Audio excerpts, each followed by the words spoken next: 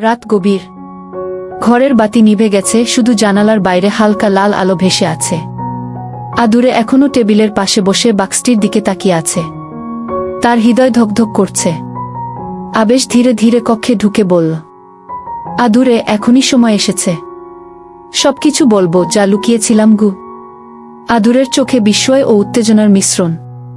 সে হাত বাড়ায় বাক্সের দিকে। আবেশ ধীরে ধীরে বাক্সটি খুলল।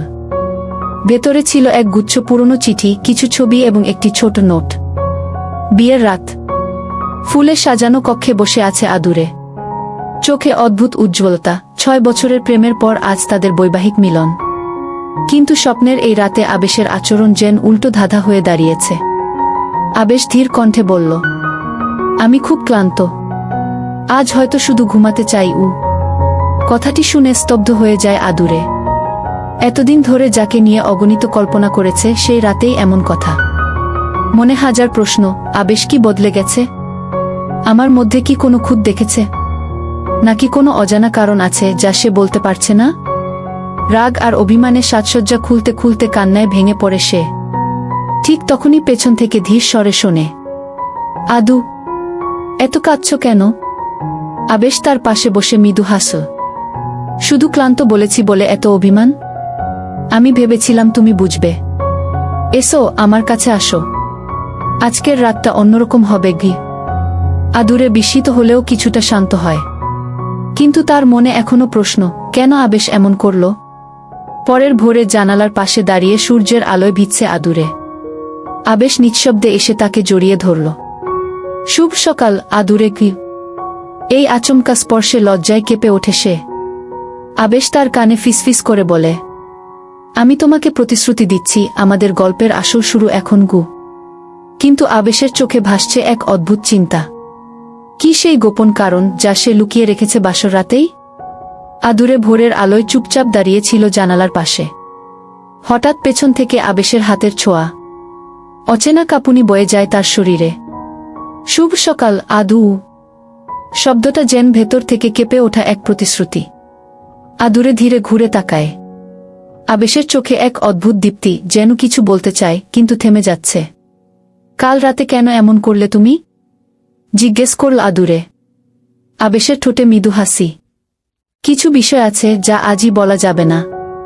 তবে শপথ করছি তুমি আমাকে নিয়ে হতাশ হবে না গি। ঠিক তখনই দরজায় হালকা করা নাড়া। চমকে ওঠে আদুরে।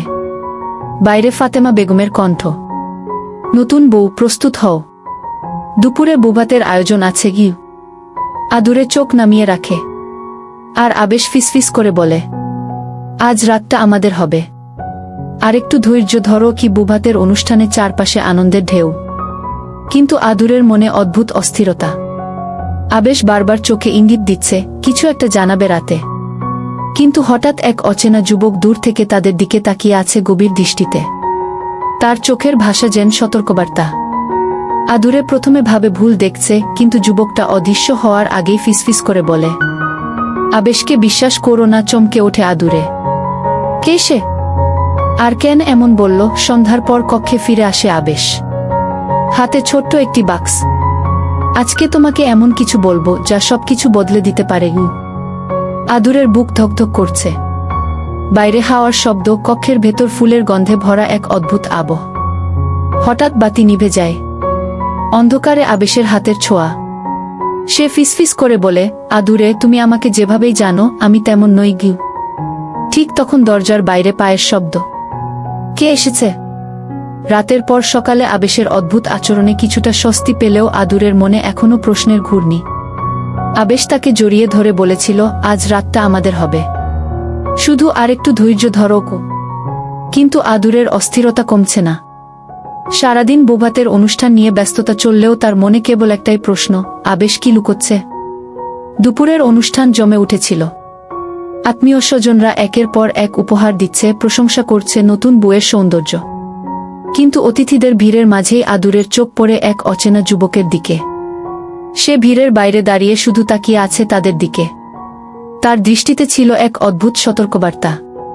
যুবকটি চলে যাওয়ার আগে কেবল একটাই কথা ফিসফিস করে গেল, যা শুধু আদুরের কানে পৌঁছাল, আবেশকে বিশ্বাস করো না গি। আদুরের বুক ধক করে উঠল। কে এই যুবক? কেন বলল এমন কথা?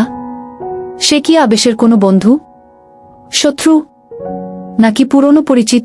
আয়োজন শেষ, অতিথিরা চলে গেছে, ঘর ফাঁকা, চারপাশে নীরবতা, কিন্তু আদুরের ভেতরে ঝড় বয়ে যাচ্ছে।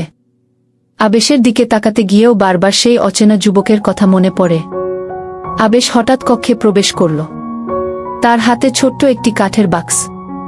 এটা তোমার জন্য এনেছি, কিন্তু খোলার আগে আমার কিছু বলা দরকার।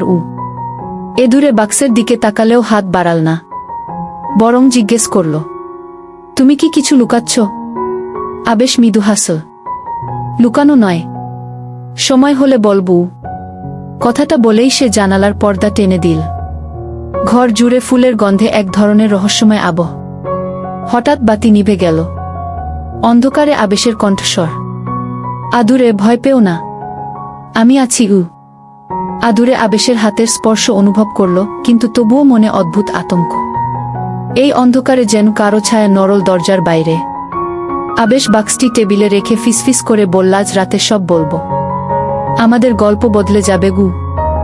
আদুরের বুকের ধকধক শব্দ যেন ঘরের নীরবতাকে ভেঙে ফেলছে। হঠাৎ দরজায় কড়া নাড়া। কে এসেছে এই সময়ে? আবেশ ধীরে ধীরে দরজার দিকে এগিয়ে যায়। আদুরে টেবিলের উপরের বাক্সটির দিকে তাকিয়ে থাকে। বাক্সটা যেন তাকে ডাকছে। ঠিক তখন দরজা খুলতেই দেখা গেল দরজার বাইরে দাঁড়িয়ে থাকা মানুষটি তাদের চমকে দিল। না, সে কোনো আত্মীয় নয়, কোনো অতিথিও নয়। তার মুখ আড়াল করা, চোখে ভয় আর তাড়াহুড়ো। আবেশ এক মুহূর্ত দ্বিধা করল, তারপর ধীর স্বরে বলল, তুমি এখানে কেন? লোকটি ফিসফিস করে বলল, আমাদের কথা বলতেই হবে, এখনই, না হলে দেরি হয়ে যাবে। আদুরে বিস্ময়ে তাকিয়ে আছে।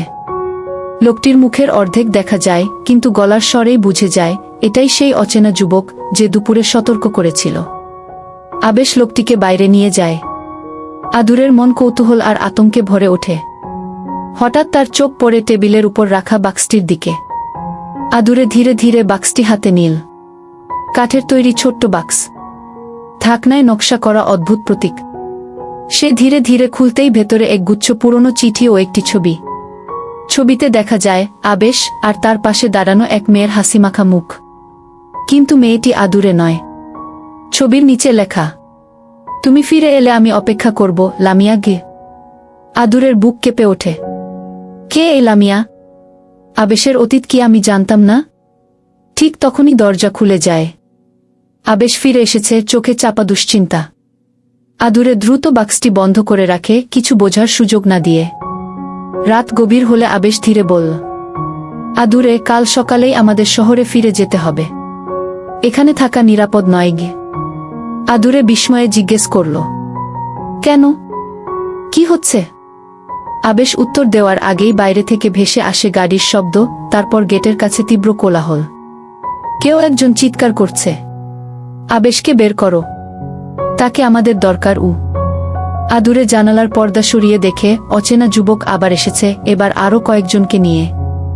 তাদের হাতে কাগজপত্র, যেন কোনো প্রমাণ। আবেশ আদুরের হাত ধরে বলল, যা দেখছ সবটাই ভুল বোঝাবুঝি, কিন্তু বিশ্বাস করো, আমি সব ব্যাখ্যা করব। শুধু আমার সঙ্গে বেরিয়ে চলো। আদুরের চোখে ভয় আর কৌতূহল একসাথে। সে জানে আগামী সকাল তাদের জীবনের গতিপথ বদলে দেবে। রাত গভীর, ঘরের বাতি নিভে গেছে, কিন্তু জানালার বাইরে লাল আভায় ভরা আকাশ এখনো আলো ছড়াচ্ছে।